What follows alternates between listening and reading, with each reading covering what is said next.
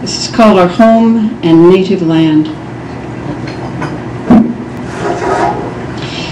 We Canadians nurture ambiguity as a lifestyle, a politic, if you will, that sees us arising on the world stage as the great compromisers, the great equivocators, those among humanity who, when offered the opportunity to make a quick decision or take a tough stand, have elected to refuse to do so on the basis someone somewhere may be offended, or what's far worse, may be more cold than we are.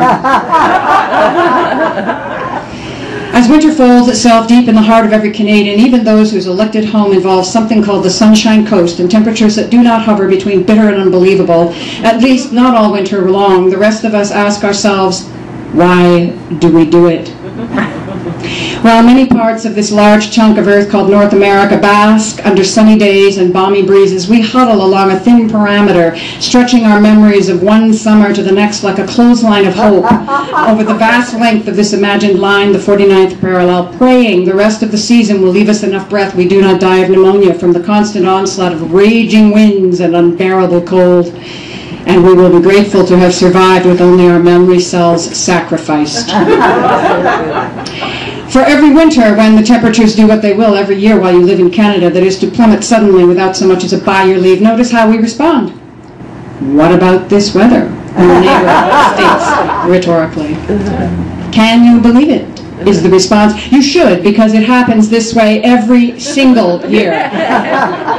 And every single year we forget until our snow boots are piled full of the wet, cold stuff and our toes threaten gangrene.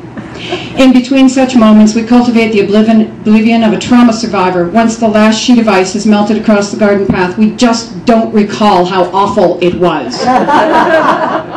Yes, when you live separated from your nearest neighbor by a distance of 10 feet at most, but when every November that 10 feet descends into an iceberg requiring pickaxes and rappel equipment to cross, when you wait until April before believing the people next door are truly still alive, you spend much of April to November not trying to offend anyone. Losing anyone in such half measures amounts to losing everyone for at least part of the time.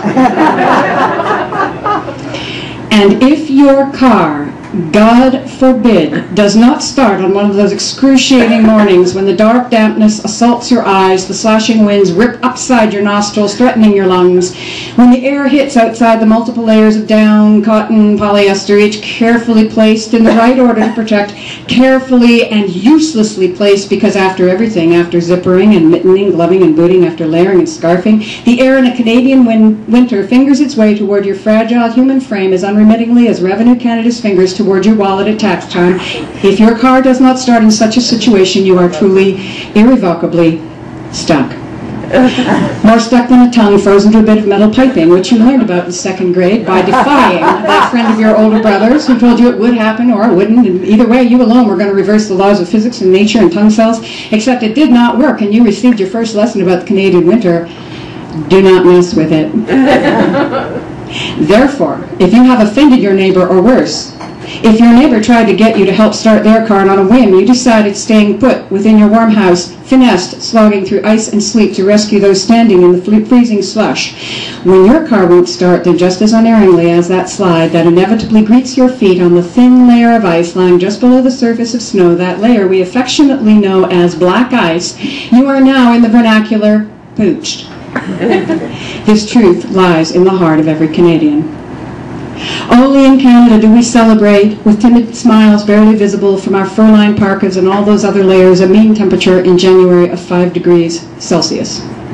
Not so our neighbors to the south, especially the ones in California. They do not celebrate 32 degrees Fahrenheit at any time, day or night, any season. Instead, they huddle more deeply into their thinly lined designer jackets, skillfully add an Italian scarf to toss across their shoulders with elan, all the while belly-aching vociferously about the fates and the weather gods in tones of self-righteous outrage and what the hell is going on here.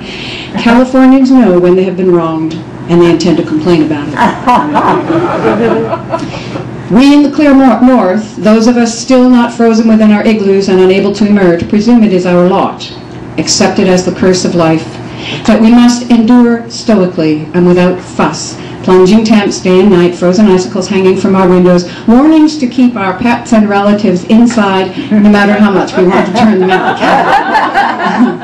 And this is why, ladies and gentlemen, we are the nation. We are cautious, polite, ever interested in whatever anyone else is saying, slow to take a stand, unwilling to move quickly. It is impossible to move, never mind quickly, under the layers we dress in every winter.